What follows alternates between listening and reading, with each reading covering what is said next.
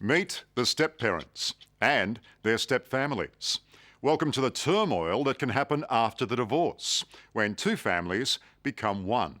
Back in the 70s, in the days of the Brady Bunch on TV, they were a novelty, a laugh a minute. These days, they're much more common. In the last 10 years, the number has doubled.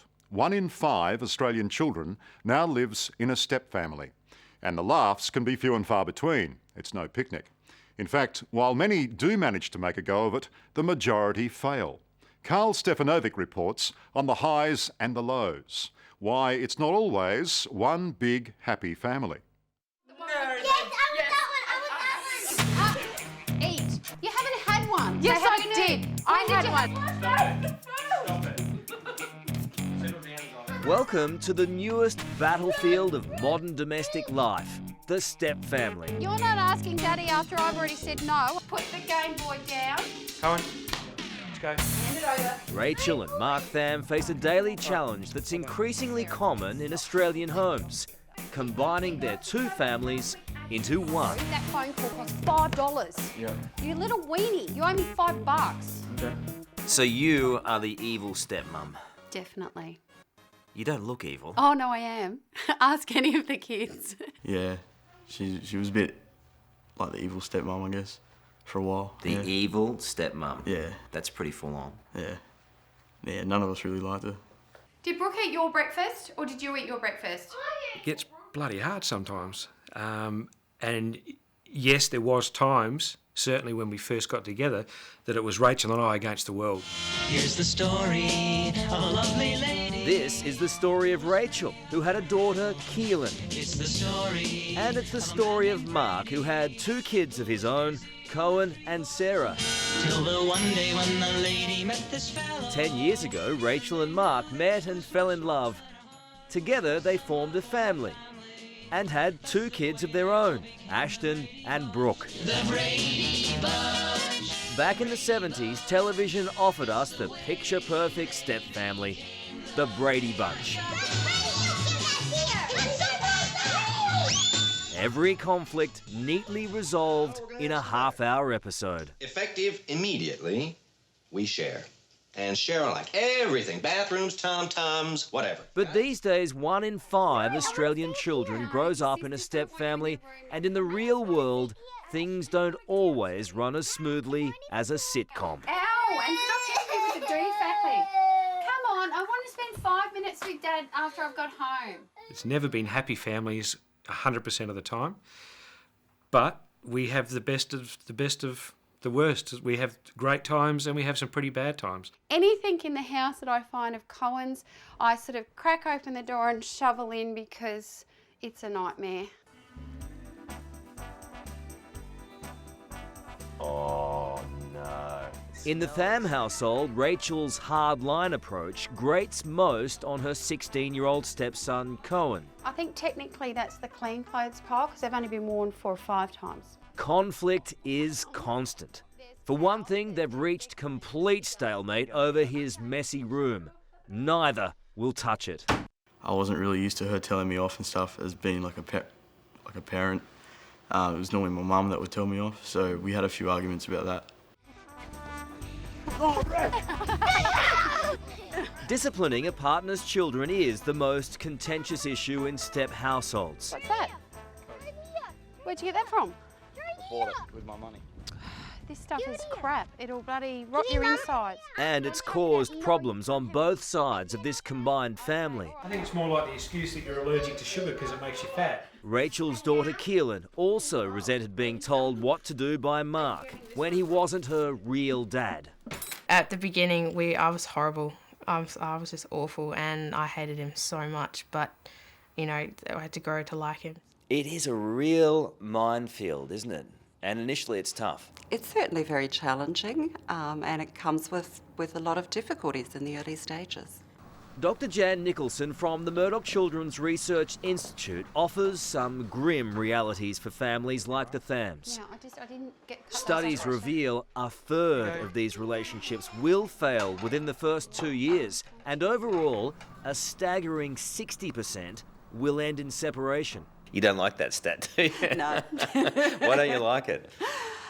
I think that a lot of the times we hear the bad stories about step families, and there are a lot of good stories out there. If you allow children the time to develop their relationships with the step parent, then yes, you can make it work, and you can come out with a really happy family that meets everyone's needs. You can have the Brady Bunch. No, most of us don't have an Alice. We're no longer individuals or it's his or hers, we're one big family now. Let's come.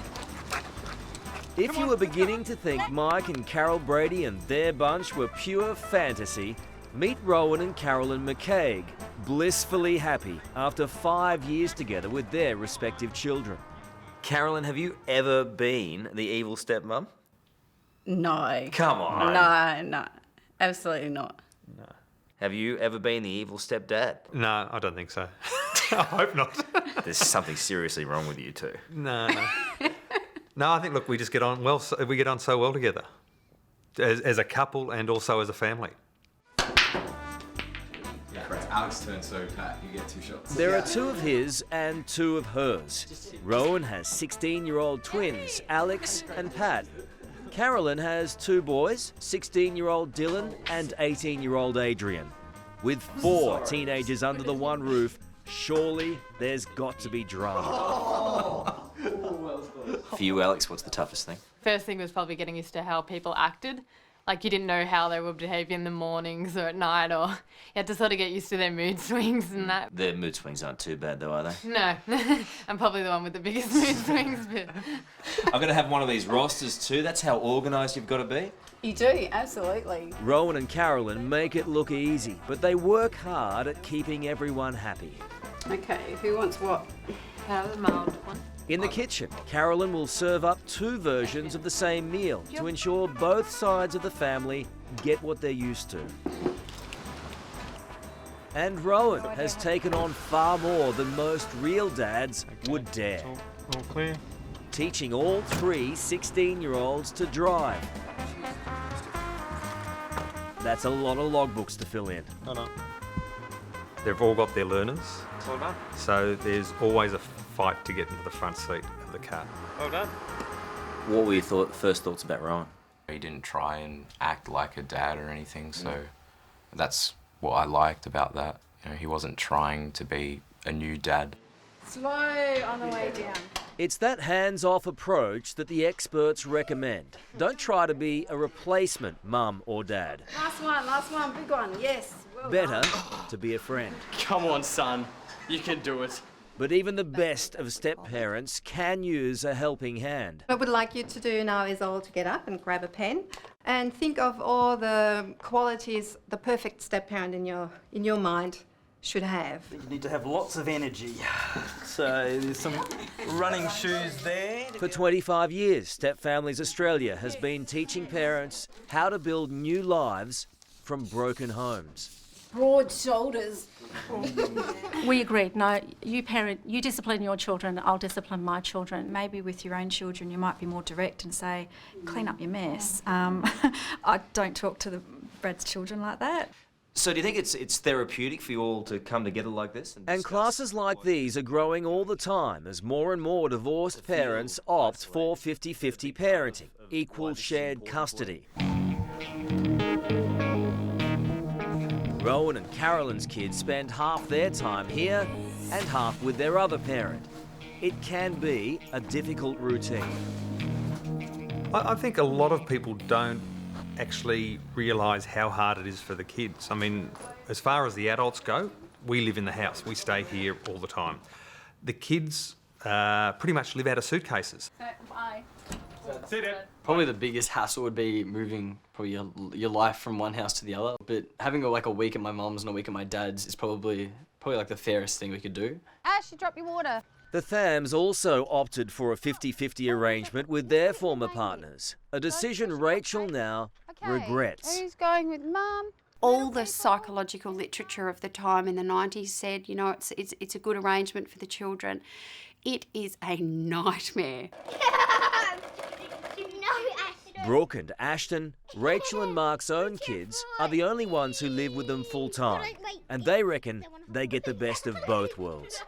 I I think I'm lucky because not many people get to have lots of brothers and sisters, and also baby rabbits. No, not yet, not yet. You gotta wait till I'm ready. Does anyone else want to throw balls at me? Come on, Keelan. Creating shared memories and common interests have proven to help step-families survive. You got to it, but straight out. The Thams' family passion for cricket brings them all together. Over the top. Good girl, that's perfect. It's an arena where I can ask them to do something and I'm not, you know, the bitch. Even here, bonding for Rachel and Cohen isn't going to plan. Cohen accidentally hits me with the ball all the time. Oh, right. Oh, it was my fault. I wasn't looking when he was bowling. It's like, I had my back to you. Oh. At times, did you wish that she wasn't part of your life? Yeah, a few times, but yeah, I got over that and figured, well, she's going to be there for the rest of my life, so might as well deal with it. Okay, who wants chicken? Me. It's one of the myths of step-families that everyone will instantly love each other and live happily ever after. But even Rowan and Carolyn were mindful of the emotional challenges they were facing. I thought, I have two of my own children and I love them very much. How could you ever provide another child that type of love and affection? But interesting enough, you do. And do you love the boys? Look, I do. I mean, it's they are part of my family now. I treat them as part of my family. If people ask me how many kids you've got, it's 4 kids. What about me? It isn't fair. I've had enough. Now I've got... 10 years on for Rachel and Mark, they may not be the Brady Bunch, but they are a family. Well, she's not too proud to cry out loud. For better or worse, they've stuck together, and Rachel may be surprised by just how far they've come. I see her as like a second mum, because obviously she loves me and stuff, and I love her too and stuff. But you do love her? Oh, yeah, to a degree, yeah. As much as you're prepared to admit? Yeah. On national television? Yeah, pretty much. Have you told her that? Nah, probably wouldn't. Do you think he doesn't love you?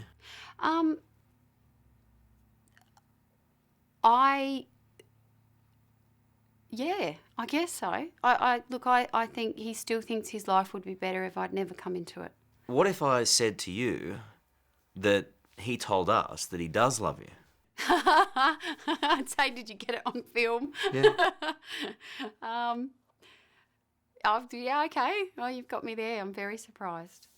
I guess maybe deep down, I always hoped. But, well, there you are. He's never told me. Must feel nice. Yeah, it does. It does. Hello, I'm Tara Brown. Thanks for watching 60 Minutes Australia. Subscribe to our channel now for brand new stories and exclusive clips every week. And don't miss out on our extra minutes segments and full episodes of 60 Minutes on 9now.com.au and the 9Now app.